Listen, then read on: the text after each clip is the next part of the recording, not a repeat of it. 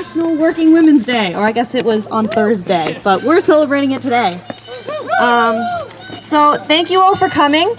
We have an excellent lineup of speakers today.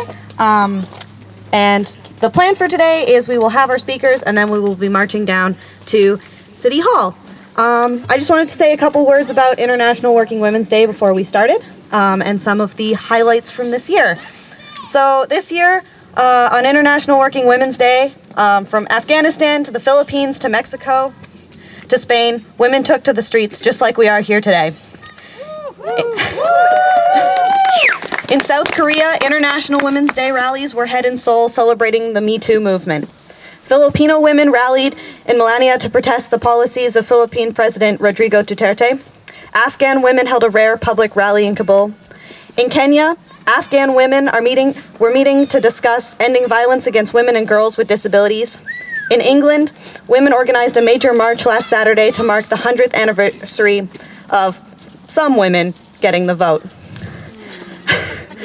So thank you all for coming, and I'd like to introduce our first speaker, Natasha Erminskin.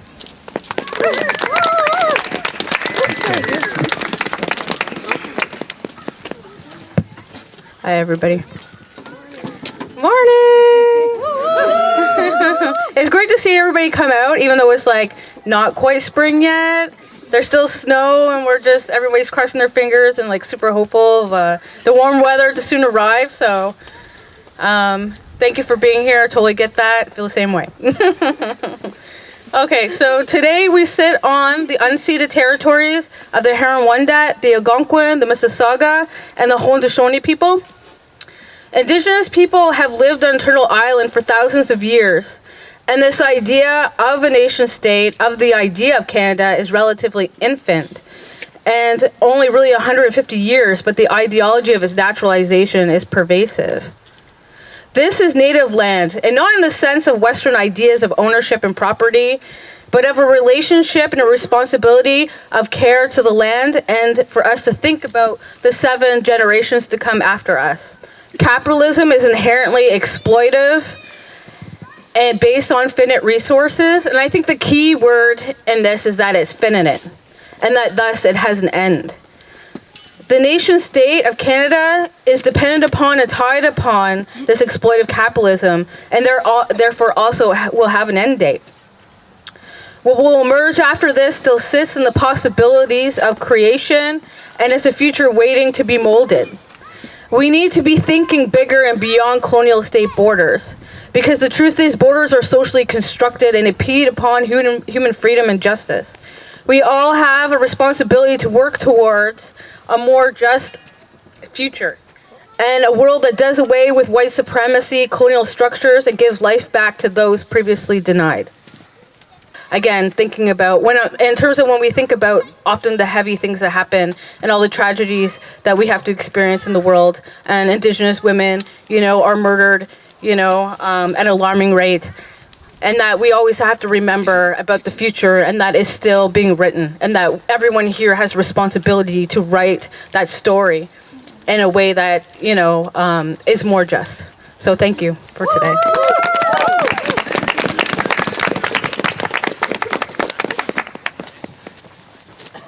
All right, thank you very much, Natasha. Our next speaker will be Mariella from the Equity Committee of the Department of Sociology.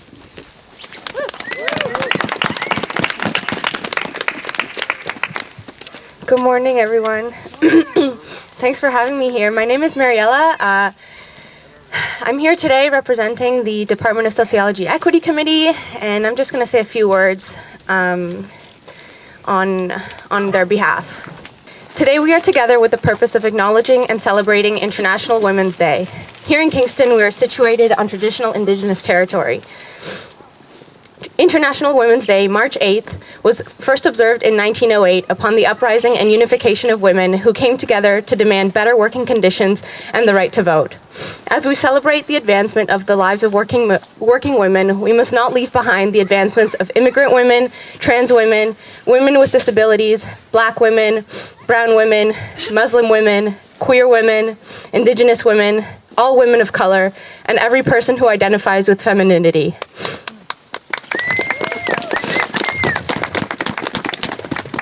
When women come together, there is a special energy. We can feel it in every meeting, every campaign, every protest, song, conference, kitchen, classroom, and theater around.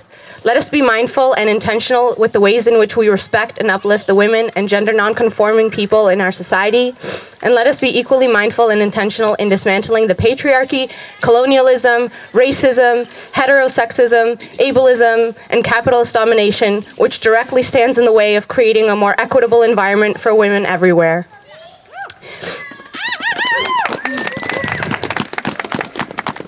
The Queen's University Sociology Equity Committee of 2018 is dedicated to making these statements and intentions, and hope we can reflect our words with our actions as we work towards a better working and learning space for everyone. Thank you. Have a good day.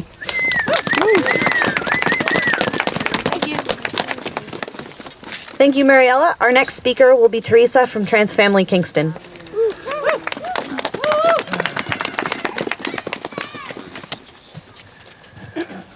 Climbing up something like that when you're getting older is not as easy as you younger people. Anyways, hello, I'm Teresa, and I am here to represent Trans Family Kingston. Trans Family Kingston is a peer support group where we offer support for each other. We check in with each of us sharing a bit of our life experience and just what happened since the last meeting. After the check-in period, we break into smaller groups to chat and talk about specific subjects that may have come out during the check-in. For some of us, the group has become something of a family and strong friendships as a result. I also do a voice-only show about transgender issues on CFRC, the Queen's radio station. Some of what we talk about is pretty dark because we need to get the truth out there. What is true is that transgender people in general, and trans women in particular, are not understood.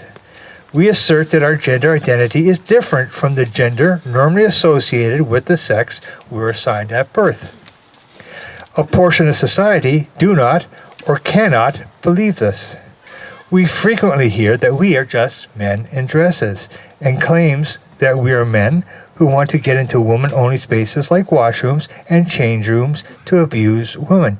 Yet, there is no evidence to that effect. One of the problems is that not everyone understands what we mean by gender identity. They just don't understand that we also have a gender identity they also have a gender identity as well, and don't believe it, but I can understand that. I like to think gender identity is somewhat like your big toe. If you're a healthy person, you really don't think about your big toe that much until you stub it. And when that happens, all we really think about is that big toe until the pain dies down. Our gender identity is somewhat like that. If everything is okay, you don't think about it. But if there is a problem with your gender identity, then it rarely leaves your mind. It becomes dysphoria or gender dysphoria. Gender dysphoria isn't something where you can take a pill and it goes away. If it's bad enough, then treatment with hormones and surgery becomes necessary. It's because many in society don't understand what we go through that we are discriminated against. Lies that we might abuse other women in washrooms are baseless, yet the accusations remain. Now, this isn't discrimination Olympics. Women are discriminated against. Women are sexually harassed. Women are sexually assaulted. Women are raped. We just want you to understand that trans women are victims of all of this as well. There was an article in the Globe and Mail recently that tells us about a survey that was completed in May of 2010. It concluded that 43% of transgender people had attempted suicide, and that 61% of transgender women in Ontario experienced depression. This isn't because we are transgender, but as a result of how we are treated. The theme of this year's International Women's Day is Press for Progress. When thinking about the progress women have made, we can celebrate, yet there is still a long way to go.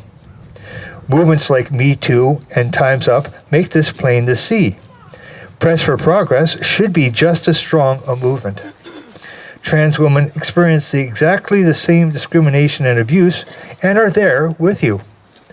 We just ask that you be there with us. Thank you.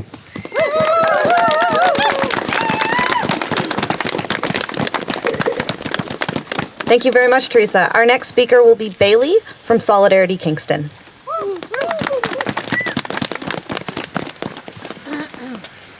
Hi everyone, happy International Women's Day. My name is Bailey and I'm a member of Solidarity Kingston. Solidarity Kingston is a local group that believes that everyone should be able to meet their basic needs with dignity and on their own terms. We believe that a person's income, immigration status, race, sexual orientation, gender, ability, age, or religion should not be a barrier to accessing the necessities of life, like food, shelter, heat, healthcare, transportation, education, and leisure time. Solidarity Kingston in particular currently focuses our efforts around supporting those in the community with irregular or undocumented immigration status, as well as people facing precarious situations as a result of their immigration status. In 2017, we organized a Sanctuary City campaign where we successfully pressured the city of Kingston to adopt an Access Without Fear policy with the intention of making municipal services available to all residents regardless of their immigration status and without the threat of being reported to Canada Border Services Agency. It's important to talk about women's issues from an immigration standpoint on these lands we call Canada, where our Prime Minister, governments, and many of our leaders call themselves feminist. It's important to consider which women are considered valid and worthy of protection in the eyes of the government, and who is deemed to belong in this country. Within this conversation, it's also important to remember that anyone who is not Indigenous to this land is a settler, a migrant or a descendant of a migrant, and to think that any settler government is an authority on who belongs here, is worthy of protection, or has the right to settle here is absurd. The fear of being undocumented can leave people in precarious or unsafe situations.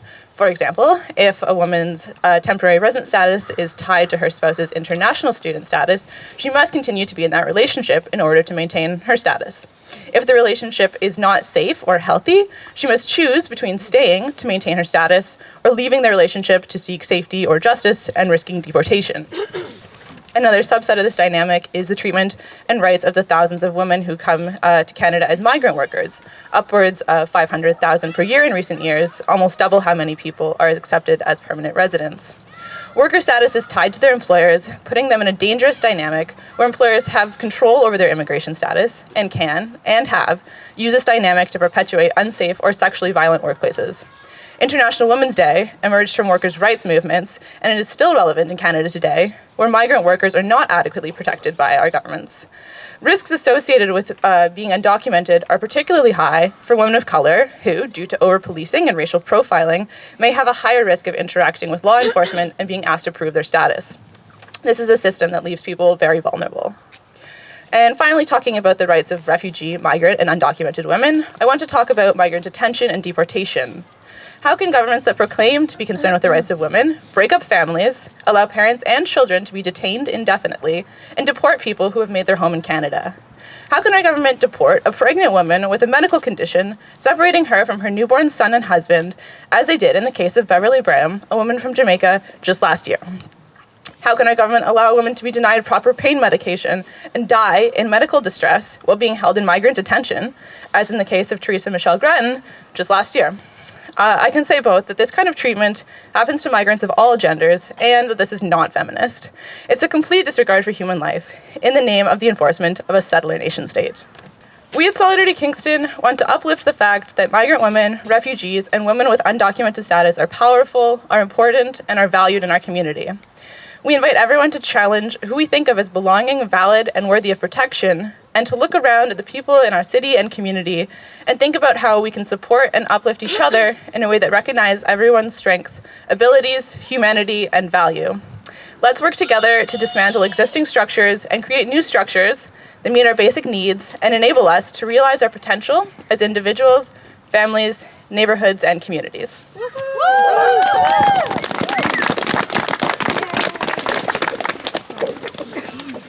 Thank you very much, Bailey. Our next speaker will be Willa from the campaign Fight for 15 and Fairness.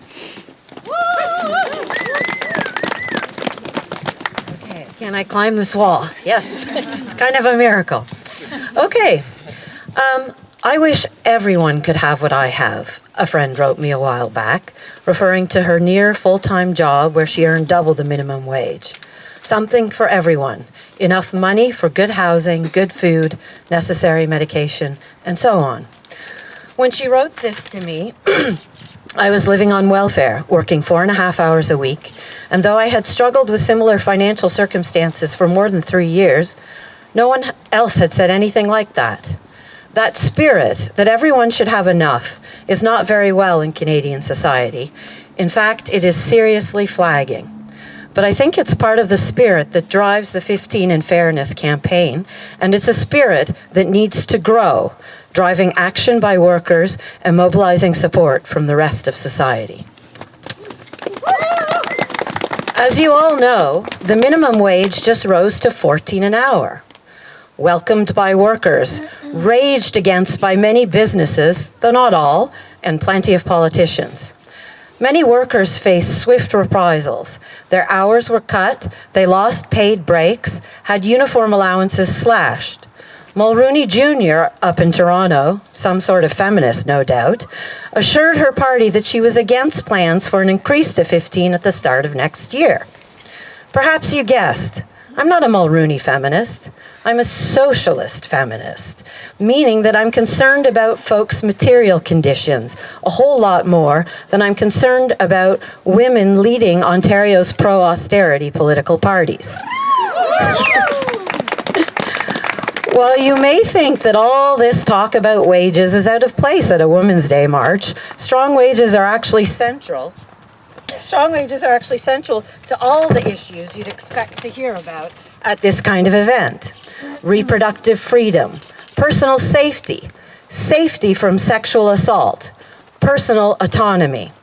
A minimal amount of money is central to being achieved these things. Purchasing appropriate birth control, being able to cab places, having safe housing with good locks, being able to afford to live on one's own. Imagine women and men never being locked in relationships owing to the cost of housing. A real concern when you have a very low income. As the provincial election nears, there are both dangers and opportunities. First, no one should forget that the party that raised the minimum wage kept it at $11 and change for about a decade. A decade! There are important provisions to the new law about scheduling, preventing employers from adding shifts and taking them away at the last minute. But those don't come into effect for more than a year, and you can bet that young Mulrooney and her friends don't like those either. Elections are a great time for starting conversations about how government policy shapes our lives. Minimum wage workers need to talk about how important they are to keeping this society running, and they need to talk about their right to dignified lives. Others need to amplify and spread that conversation because it is part of the struggle to keep the minimum wage going up. I've joined the women and men of 15 in Fairness in taking that conversation to the Cataraqui Centre, a centre of minimum wage employment in this city. We've been there twice and hope to run workshops about workers' rights at the public library located there. If you earn more than 14 an hour, work enough hours to live on, and you have your work scheduled in a fair way, your mantra should be, everyone must have what I have.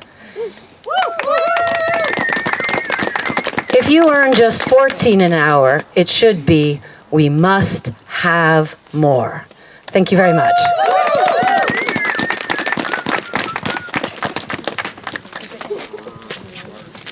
Thank you very much, Willa. Our next speaker will be Bertu from the AKA Autonomous Social Center. Good morning, everybody. Good morning. So I'd like to thank the organizers of this event, and I must say I'm humbled to talk after hearing so many strong voices from our community. I'm here today as a member of AKA. For those of you who are not familiar with us, with AKA, we are a local group that advocates anti-authoritarian, horizontal, pro-community social organizing. We work with like-minded groups to organize community events and run AKA Autonomous Social Center, the red brick building on Queen Street. And I'm afraid I will make this talk more about my experience of the last week than about AKA. So feel free to approach me or us, any one of us here, during the march for a chat about the group, or even better, come pay us a visit. My name is Burcu, and I am a first-generation settler immigrant in Canada. But right now I feel like I'm talking as a folk in Kingston, so that comes as a surprise even to me, believe me. I'm happy to share this moment with you here, because unlike previous years, I have not been able to reflect on the significance of International Women's Day, let alone celebrate it this year. This entire week, we had incidents coming up one after another, and I'm happy that we are finalizing the week together here. Early in the week, we heard from Hamilton. The tower, a social center and community library, was broken into and vandalized for the second time, I must say. They had been receiving threats from right-wing reactionary groups for a while. Fundraising and other efforts for solidarity are ongoing, and I would like to encourage folks to support them in any way we can. Meanwhile, in Kingston, the week started with the discussions around the so-called academic debate on the campus. That's where I work for my day job. Names are not important here. I'm not going to mention any names, because it's the system, it's the ongoing thing that has been like that for a very long time now. Thank you. If you're like me and you see correct use of gender pronouns and an inclusive language for all genders as decent human behavior, you might not see there is much to discuss. What did they want to debate on that campus then?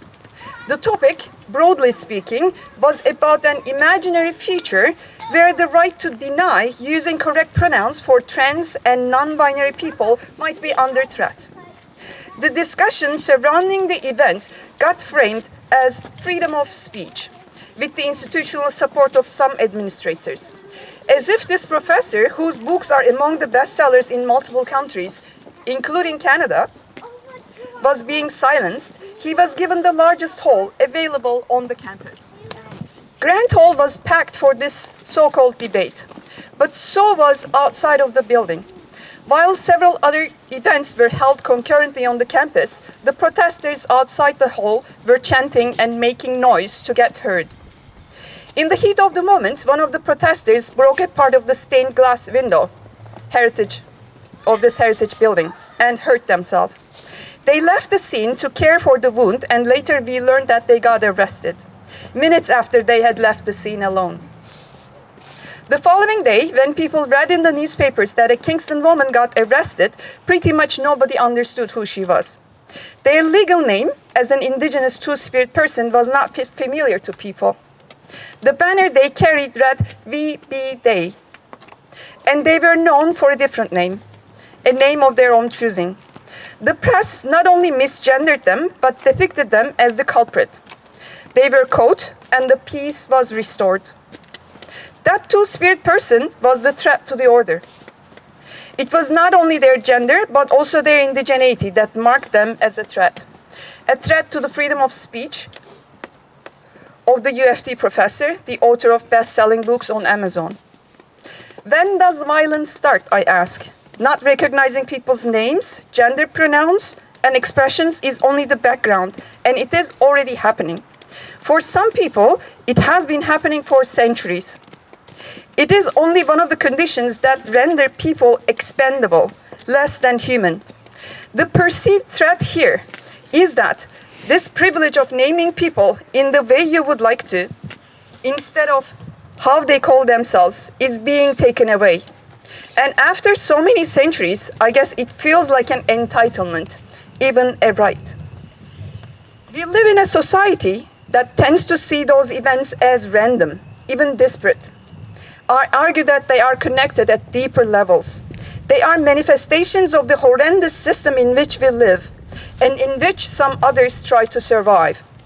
All these events are taking place in a society of oppression through multiple axes of power.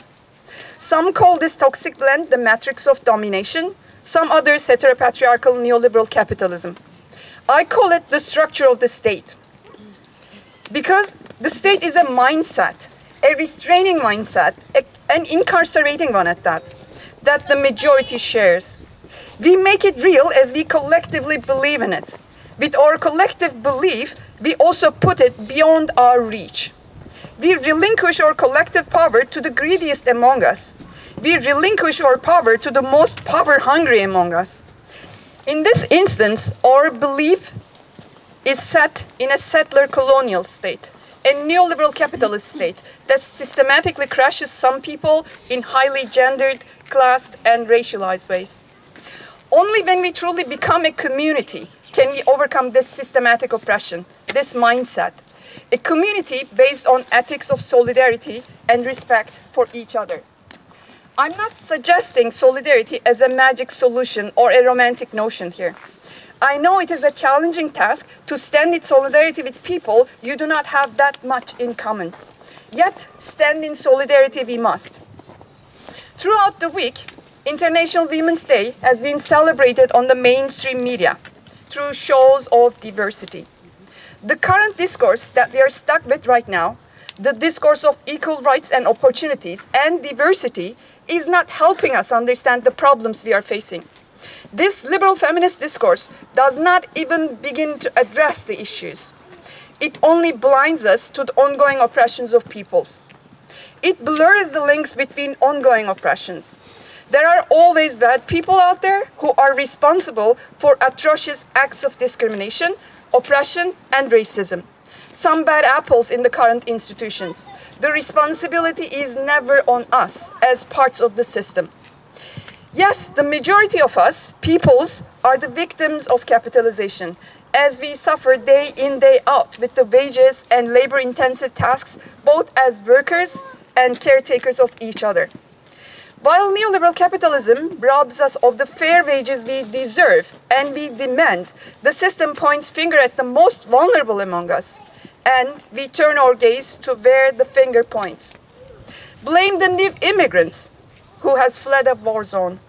Blame the homeless who set up a tent in a public park. And succumb further to the culture of fear, to the point where we fear from our neighbors who trespass our property. I'm aware that I speak from a position of certain privileges.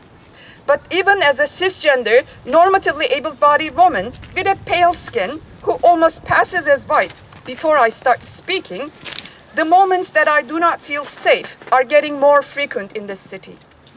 When you speak up, though, it is easy to be labeled as an angry woman of color, an undeserving, ungrateful immigrant, a fracking feminist, or acting out of class rage. I'm not even talking about the online harassments here, but I'm talking about everyday experiences in this city. In this toxic atmosphere, it is easy to give in to silence and maybe even apathy. Yet, silence does not help anybody. Silence does not build communities. It does not cultivate relationships. Silence at the site of oppression is a luxury. It is a privilege that some people get to enjoy at the expense of others. That is why some people say silence is complicity. As I finish my talk, I'd like to say that my feminism is anti-authoritarian. Otherwise, it is useless. My feminism is anti-capitalist. Otherwise, it is irrelevant. My feminism is anti-racist, anti-colonial, anti-fascist. In short, my feminism is respect for life. And it feels awesome. So, let us march together. Let us take some space and make some noise, everyone. Thank you.